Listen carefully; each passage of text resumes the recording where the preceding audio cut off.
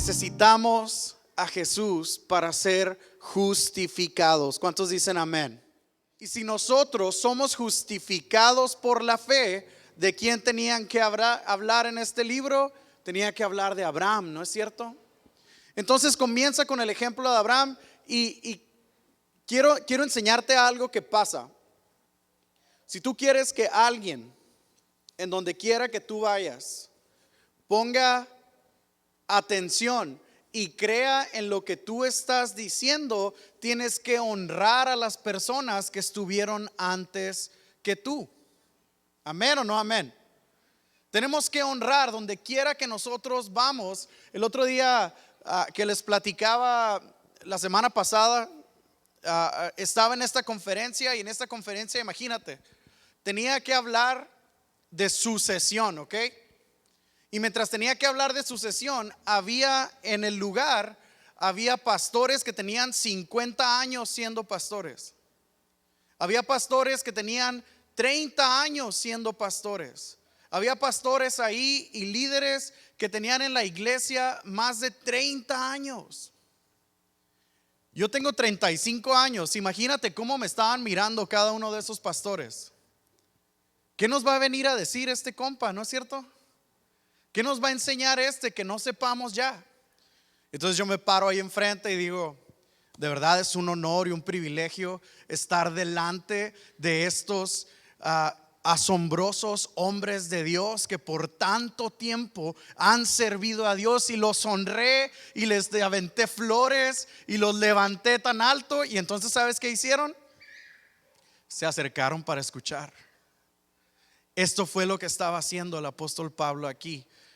Nuestro querido padre Abraham, honrando a la persona más querida en ese momento. Créeme, si tú quieres que alguien te ponga atención a donde tú vayas, honra a los dueños de la casa, honra a los que están ahí, honra a los que han estado antes que tú. ¿Cuántos dicen amén a eso?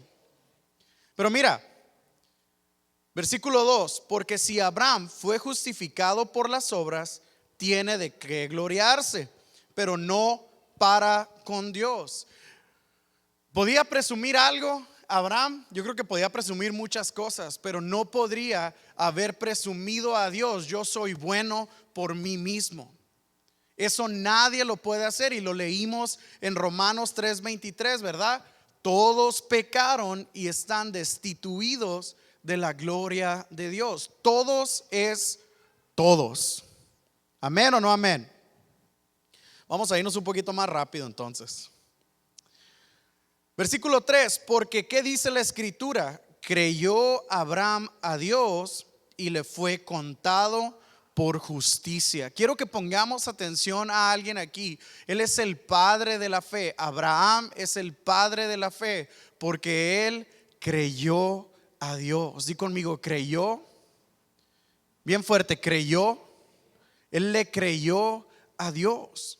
Porque Abraham pudo creer. Abraham creyó en Dios y en la promesa que Dios tenía para él y para su descendencia. Teniendo ya 100 años, él creyó. ¿Ok? Es la palabra clave, él creyó. Y por su fe le fue contado por justicia. ¿Qué quiere decir esto? Que Dios como que prepagó la salvación de Abraham. Después iba a venir Jesús y ahora tenemos todos salvación por medio de Jesús.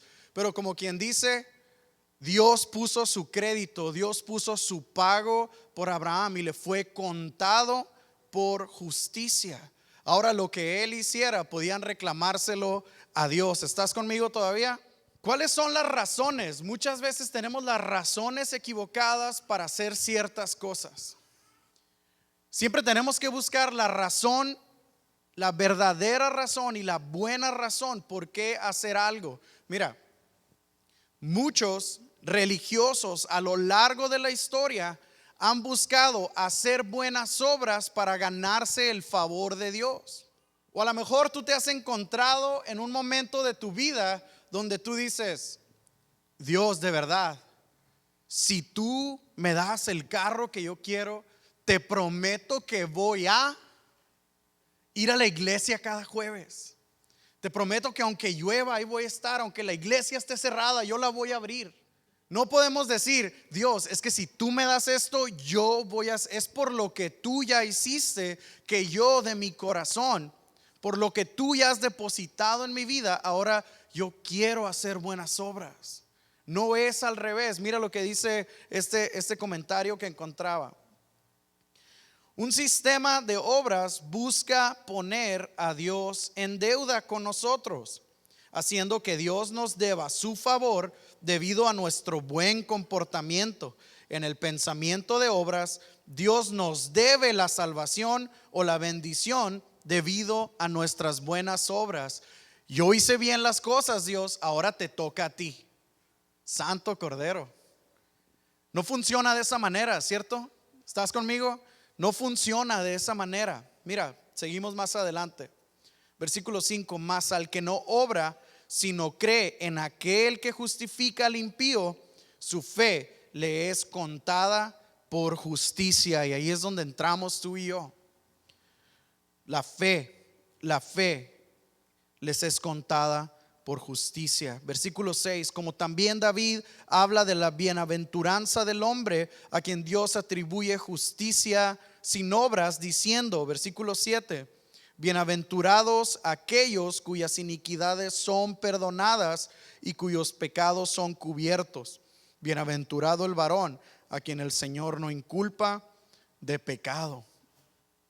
Si alguien puede decir eso y está citando nuevamente el apóstol Pablo las escrituras, ¿no es cierto? Se está yendo al Salmo 32, versículo 1 y 2 y lo está citando, pero conocemos la historia de David, ¿no es cierto? Y no me voy a meter en muchos detalles, pero si alguien conocía lo que significaba el perdón, si alguien conocía lo que significaba ser perdonado una y otra vez, era David.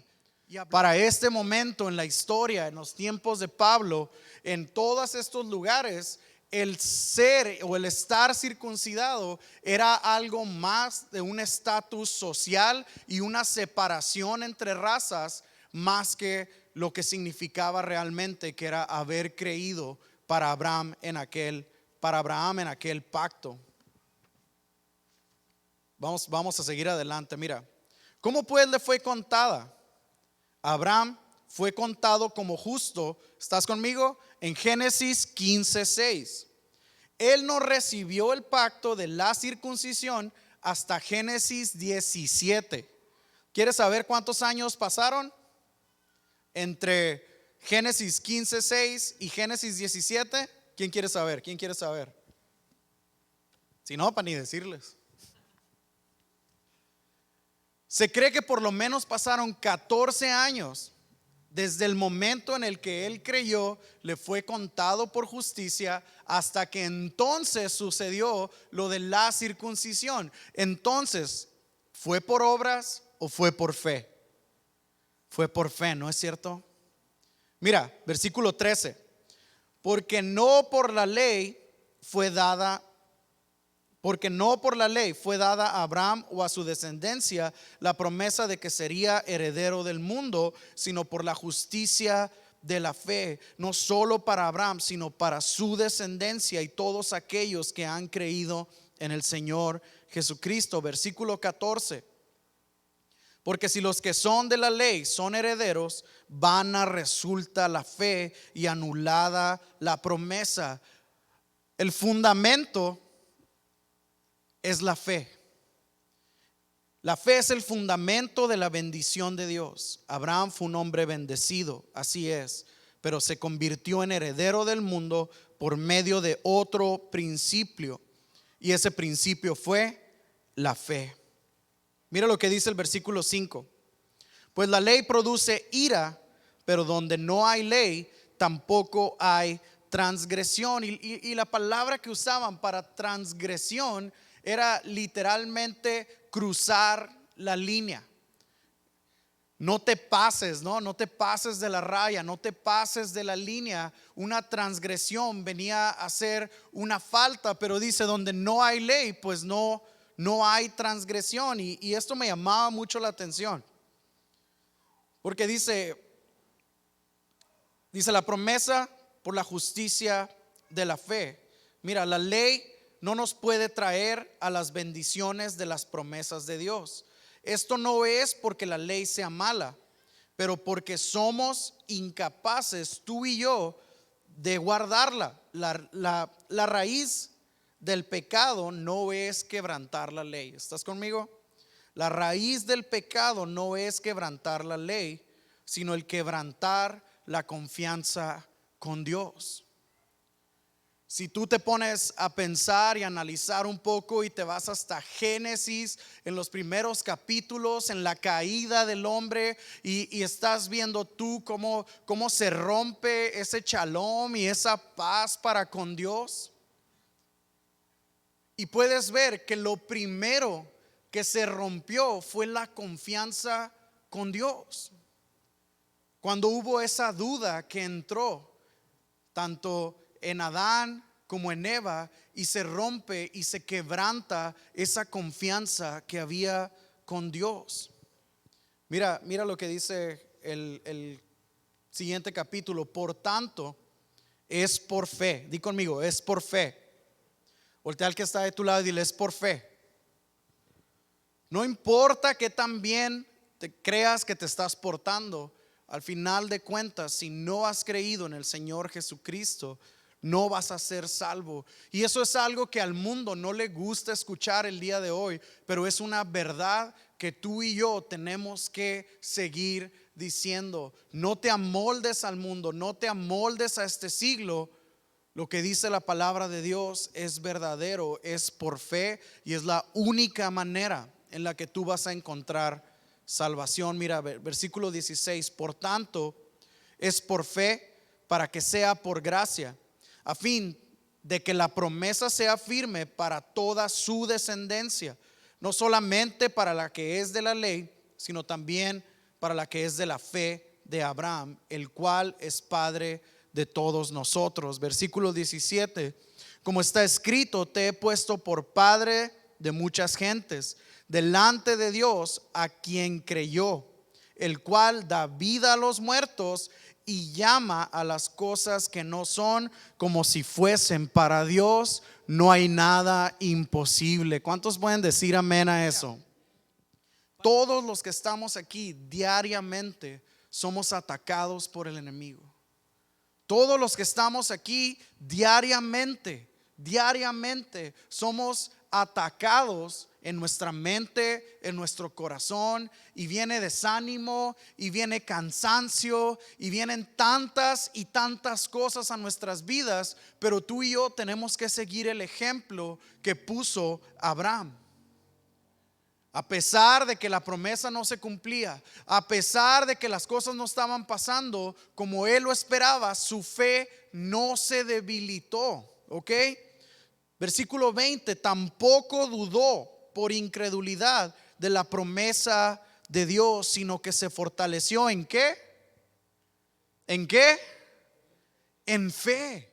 Pero esa fe que tuvo Abraham aquel día, creyendo en el Dios Todopoderoso y en la promesa que había para él, no solamente para él, sino para toda su descendencia, ahora alcanza para ti y para mí, para aquellos que hemos ¿qué? Creído. La fe, la fe, la fe. ¿Qué es la fe? La certeza de lo que se espera, la convicción de ¿qué? De lo que no se ve. Aquel que da vida a los muertos y que llama las cosas que no son como si fuesen, te dice: tú has creído en mí, tu fe te es contada por justicia, tu fe te es contada por justicia. Y mientras estaba preparando esto, ¿a quién estamos escuchando? ¿A quién estamos viendo? ¿En qué estamos pasando nuestro tiempo que pueda llegar a debilitar nuestra fe o pueda llegar a fortalecer nuestra fe? Vemos cosas que están pasando en otras partes del mundo. Vemos cosas que están pasando en otras iglesias. Vemos tanta y tanto, y hay tanta información créeme, Dios tiene un propósito para tu vida y Dios tiene una promesa para tu vida. Pero tienes que creerle a Él. No tienes que creerme a mí, no tienes que creerle a la iglesia, tienes que creerle a aquel que llama las cosas que no son como si fueran en este momento.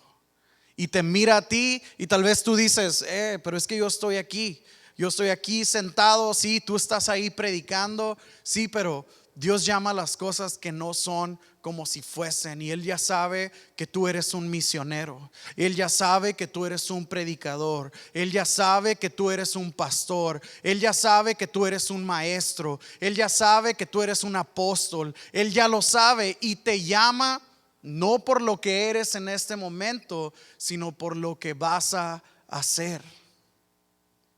Pero si tú no crees y si tú no le dices sí a Dios, eso nunca va a suceder.